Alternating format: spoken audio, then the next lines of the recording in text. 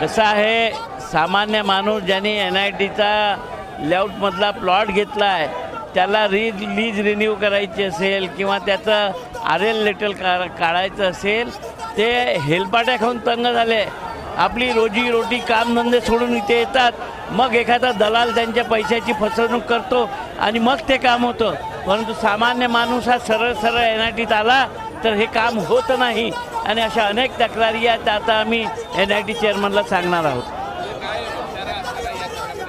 जर NITनी या कार्यप्रणालीत सुधारणा आणली नाही, जनसामान्यांचे प्रश्न ऐकले नाही, NITच्या लेआउटमधले रस्त्यावरचे खड्डे बुजले नाही आणि ते प्रॉब्लेम्स सॉल्व झाले नाही, तर आम्ही या NITच्या लोकांना आंदोलन करून पुन्हा वठणीवर आणू.